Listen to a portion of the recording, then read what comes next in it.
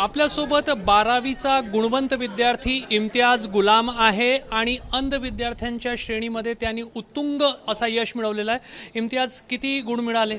79.83। तुम्ही शारीरिक व्याधी आहे तुम्हाला, तुम्ही अंध आहे, तरी एवढे चांगले गुण तुम्ही मिळवले आहे आणि कशा पद्धतीने पूर्ण अभ्यास केला होता आणि आज जेव्हा हा यश पदरी पडलाय कसं वाटतंय? खूपच चांगलं वाटतंय। एक्सपेक्टेशन तर आणखीन होतं, पण तरी खूपच चांगलं आहे। आणि आमचे जे टीचर्स आहेत त्यांची खरी मेहनत आहे याच्यात। आम्ही रेग्युलर असायचो क्लासला आणि टीचर्स आमचे रेग्युलर क्लासेस घ्यायचे, त्याचाच हा परिणाम आहे की मला 79.83% मिळाले आहेत। इम्तियाज, कसं अभ्यास केला? कारण जे दृष्टी असलेले विद्यार्थी असतात त्यांनाही अभ्यासामध्ये अनेक अडचणी येतात, तुला तर खूप अडचणी आल्या असतात।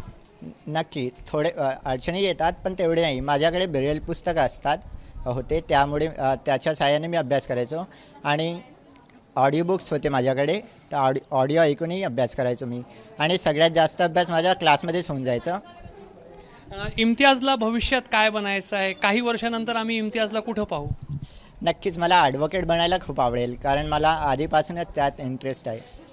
तर दृष्टी नसतानाही इम्तियाजने चांगली मेहनत केली, शिक्षकांची त्याला साथ मिळाली आणि आज कला शाखेतून त्यांनी 79% गुण मिळवलेले आहे आणि एक असा उत्तुंग यश मिळवलेलं आहे। त्यामुळे जे थोडीशी व्याधी असेल, थोडीशी अडचण असेल, तर जे विद्यार्थी निराश होतात त्यांच्यासाठी इम्तियाज गुलाम एक चांगला सकारात्मक उदाहरण आहे। कॅमेरामॅन मिथुन आदमनेसह रजत वशिष्ठ, एबीपी माझा, नागपूर। एबीपी माझा, उघडा डोळे बघा नीट।